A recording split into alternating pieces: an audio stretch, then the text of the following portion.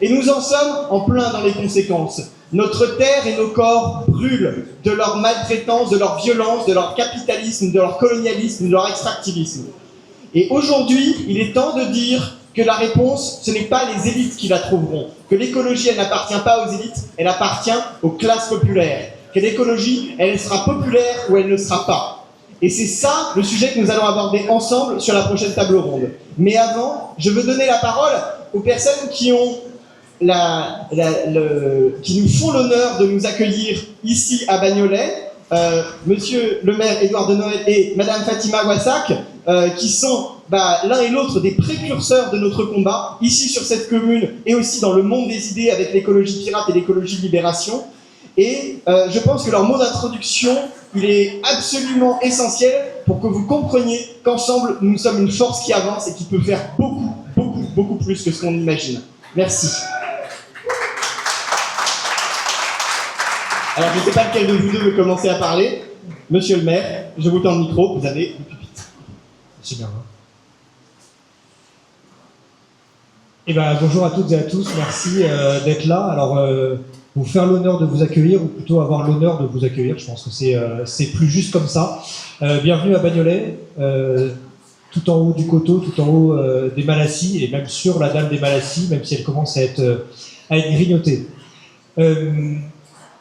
C'est super de voir plein de visages qu'on croise au cours de l'année qui se réunissent ici. Et donc on est très content avec Fatima, bien sûr, de vous accueillir. Et on a la chance d'avoir des camarades ici dans cette salle qui, y compris, nous rejoignent à Bagnolet pour porter notre projet politique avec nous. Je pense à Sergio Coronado qui est ici et qu'on a le plaisir d'accueillir maintenant au sein de la mairie de Bagnolet, et ça sera une recrue de choix, j'annonce comme ça. On va faire tout ça ensemble, c'est collectivement qu'on va réussir à mener le projet qu'on a porté dans la campagne ensemble. Pourquoi c'est important de vous avoir aujourd'hui? Pour une raison simple, c'est que ça permet à Bagnolet de renouer avec une tradition ancienne, celle du débat politique. En réalité, comment on va dire, le couvercle avait été mis sur le débat pendant la douzaine d'années, les 2 mandats qui viennent de s'écouler, ou en tout cas le couvercle municipal, et c'est bien d'avoir, je le dis en premier concerné, mais c'est bien que la mairie remette à disposition des lieux de réunion, favorise, aide, encourage, soutienne ces moments de débat, ces moments de débat importants, et celui-ci l'est tout particulièrement. Je voudrais quand même faire un remerciement pour commencer à Salomé Saya, qui est APEPS, membre du conseil municipal, et qui a porté avec nous.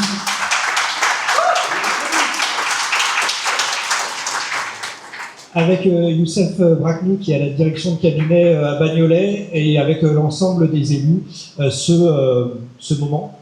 Merci beaucoup, il faut le dire, tu as fait ça de haute main. Je le disais, c'est important que Bagnolet redevienne une ville de débat et qu'elle ait à cœur de faire vivre au quotidien les luttes qui sont importantes pour nous. Il y a des choses qui se passent au conseil municipal. Hier, on a décerné la citoyenneté d'honneur de Bagnolet à la population civile palestinienne. Ça nous tient particulièrement à cœur. Et ce matin, cet après-midi, plus exactement, vos débats ont commencé. Je trouve qu'il y a une sorte de continuum politique qui va nous tenir loin et qui sera le fil rouge de ce mandat. Donc on est une ville où on a envie de laisser s'exprimer et surtout de faire vivre le débat de tous les mouvements de la gauche, des mouvements écologistes, progressistes, qui ont ici toute leur place et à qui on va donner davantage de place. C'est la chance qu'on a avec la puissance publique, c'est de pouvoir mettre à disposition des moyens, encore des moyens pour faire vivre le débat. Je voudrais prendre quelques secondes pour revenir sur la campagne électorale qu'on a menée, puisque tout ceci est le fruit d'une campagne électorale. Et j'ai déjà cité certaines et certains des piliers de cette campagne. Je pense à Fatima, je pense à Youssef, je pense à d'autres camarades militantes et militants, bien sûr, écologistes, insoumis, citoyennes, citoyens. C'est une campagne dans laquelle on a mis effectivement au centre la question de l'écologie populaire, dans le contexte spécifique de Bagnolet. Et vous êtes ici dans un endroit spécifique, vous êtes au cœur donc, de ce quartier des Malassis, sur cette dalle qui a commencé à être grignotée, puisque en lieu et place de cette dalle, il y aura dans quelques années, enfin, ça va aller relativement vite en réalité, un grand espace vert au cœur du quartier des Malassis, où aujourd'hui, comme vous le sentez, on suffoque bien davantage que dans certains espaces plus végétalisés de la ville. Un espace dans lequel on va reconstituer un pôle culturel, sportif et intellectuel, je l'espère, parce qu'il reste encore des espaces à définir. Et puis, je le disais, la campagne qu'on a menée, elle a été une campagne dans laquelle, je pense, on a pu approfondir cette question de l'écologie populaire, et on a notamment tenu un discours grâce à Fatima qui a animé des débats et permis de faire ceci, je l'ai ramené, de faire ce livret qui a été, à mon sens, une pièce maîtresse, si ce n'est peut-être décisive de cette campagne, pour montrer ce qu'était notre projet. Ce livret, c'est un petit livret programmatique qui change sa forme, c'est le livret qui explique la vision qu'on a d'une ville à hauteur d'enfant. Alors il a été dessiné, il se lit comme un petit opuscule programmatique où plutôt que d'avoir la tête du candidat tête de liste, on se retrouve avec une vision de la ville comme on aimerait qu'elle devienne. Et il y avait donc au cœur de ce projet la transformation de l'espace public pour qu'il soit agréable, accessible, vivable et ambitieux pour l'ensemble des enfants, quel que soit le quartier dans lequel ils vivent ou quelle que soit leur sociologie. Et les propositions qui ont été formulées dedans vont des questions alimentaires aux questions de circulation, aux questions d'espace vert et de jeux mis à disposition des enfants, aux questions de santé aussi, hein, sur la priorité sur la santé des enfants. Je vais pas tout décliner. Et puis ce moment, cette proposition qu'on a portée, qui a été d'ailleurs reprise par d'autres candidates et candidats en France, qui était de mettre à disposition, d'offrir au tournant du CM2, à l'entrée en 6e, à l'ensemble des enfants, d'une classe d'âge donc, de leur mettre à disposition un vélo pour qu'ils puissent quoi ? Pour qu'ils puissent faire du vélo. Après l'avoir appris, puisque vous le savez, dans le programme de l'éducation nationale, maintenant il y a le savoir rouler à vélo. Mais l'idée c'était bien de leur remettre ce vélo pour qu'ils voient la ville autrement, à une autre hauteur, donc à hauteur de vélo ou à hauteur d'enfant, mais que ça puisse nous permettre aussi de réinterroger l'ensemble des mobilités dans la ville, que ce soit des questions de stockage de vélo, de circulation, de liberté, de sécurité, de se déplacer d'une autre façon que de façon motorisée. Et j'insiste pas mal sur ce livret parce que, je le redis, ça a été, à mon sens, l'objet, puisque c'est un objet politique, qui a permis de montrer que nous nous battions sur le terrain des idées et que nous avions, face à la liste concurrente, une longueur d'avance intellectuelle et une longueur d'avance programmatique. Je voulais vous dire un mot également de ce qui nous différencie. Je vais reparler de toi, Salomé, désolé de mettre la focale, mais je pense qu'il faut le dire, avoir une élue en charge de l'écologie populaire au sein de ce conseil municipal, ça ne sera pas qu'un slogan, mais ça sera aussi une vigilance de ta part et d'autres camarades élus aussi, qui vont à tes côtés nous aider pour porter et décliner le programme politique qu'on a construit ensemble. On a mené une longue campagne, en réalité on est parti un an avant l'élection quasiment. Ça a été une campagne de contact dans laquelle on a fait du porte-à-porte à partir du mois de septembre, rigoureusement tous les jours, jusqu'au 15 mars. Et on a été percuté, bien évidemment, par des questions qu'on connaissait mais qui nous sont revenues particulièrement fortement. La question du logement digne, abordable, et sur la question de la rénovation thermique du bâti, où les bailleurs ici ont abandonné une partie de la population pendant tant d'années. Voilà ce qui se retrouve dans notre besace aujourd'hui, pouvoir permettre de mettre le paquet sur la question de la rénovation thermique du bâti. Donc on a tout ça en tête, et on a aussi un fil rouge du mandat. Ce fil rouge, c'est l'échangeur de la porte de Bagnolet. Pour toutes celles et ceux qui l'ont vu, qui le connaissent ou qui viennent de l'apercevoir, C'est le plus grand échangeur autoroutier d'Europe, de par sa fréquentation. C'est un échangeur, bien sûr, entre le périphérique et l'autoroute A3 qui balafre finalement et coupe Bagnolet en deux parties. Et c'est un endroit où la pollution au droit de l'échangeur est extrêmement importante. Il y a un tiers de la population bagnoletaise qui, d'une manière ou d'une autre, a une affection respiratoire, ce qui paraît presque surréaliste quand on le dit comme ça, mais qui est bien réel et bien documenté.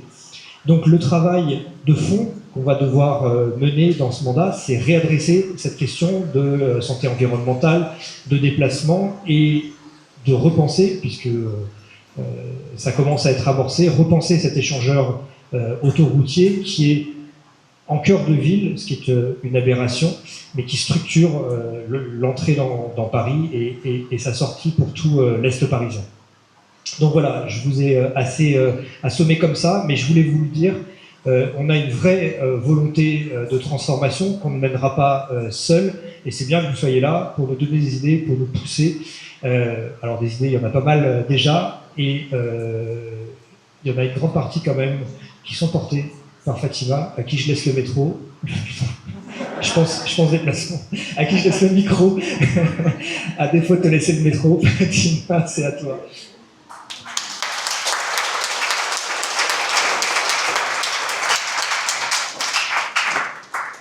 Bonjour à toutes et tous. Édouard, il connaît ma sensibilité à ce type d'humour et il a voulu me savonner la planche, j'en suis sûre. Bienvenue à Bagnolet, bienvenue chez nous. Et je me permets de le dire, bienvenue chez moi. C'est ma ville ici. C'est un personnage très important dans mon travail, notamment dans mes livres, les essais politiques. Bagnolet vraiment occupe une place centrale dans cette réflexion et dans l'analyse antiraciste et écologiste que je peux avoir, et dans les horizons aussi. Quand j'envisage des horizons pirates, des horizons de libération, c'est à Bagnolet d'abord que je pense.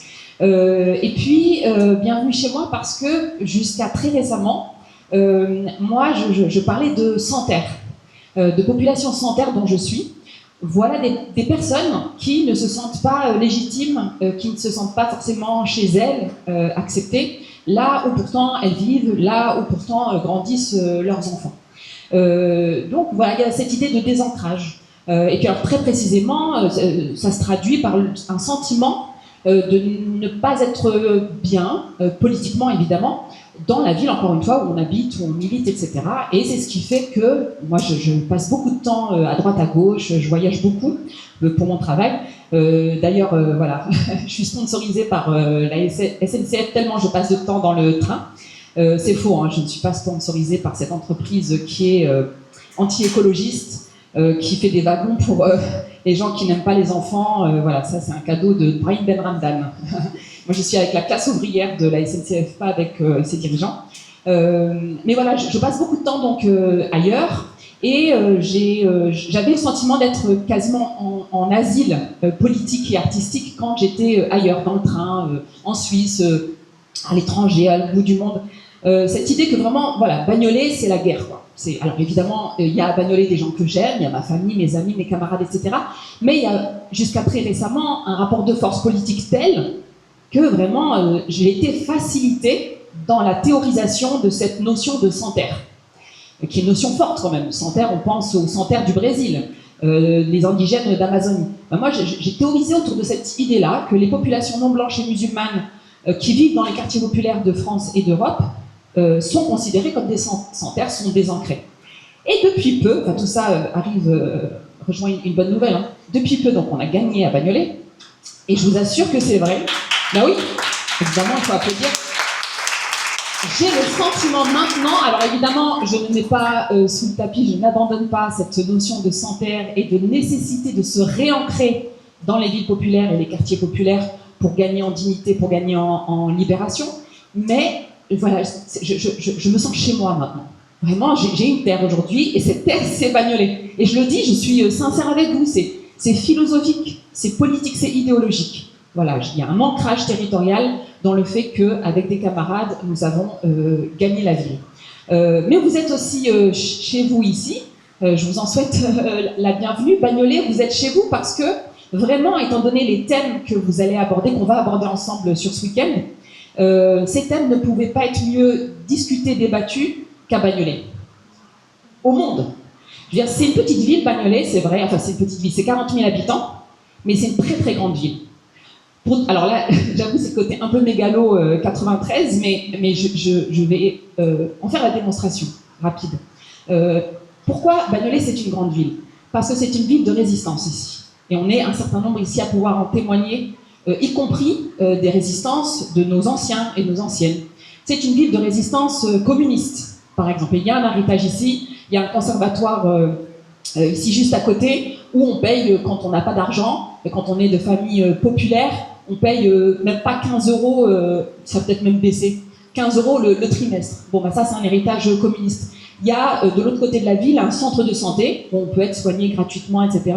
C'est un héritage communiste. Il y a ici des rues, vous avez dû voir quand vous êtes arrivés, Karl Marx, Lénine, Stalingrad. C'est une ville héritière des grandes luttes communistes. Alors évidemment, communiste, pardon, pas avec des guillemets à communiste, hein, je ne parle pas du PCF. Peut-être je pourrais y revenir parce que ce ne sont pas des camarades d'aujourd'hui, le PCF hein, précisément, mais ce n'est pas parce qu'on est dans un rapport d'opposition avec les communistes, on va dire, de Bagnolet, qu'on refuse cet héritage qui est le nôtre aussi. C'est une ville communiste, c'est une ville anarchiste, c'est une ville avec des camarades de soutien à la Palestine depuis la première heure. On a ici des camarades qui soutiennent, qui ont soutenu et qui ont contribué à la libération de Georges Abdallah, qui militent depuis 30 ans ici, et ils sont à Bagnolet.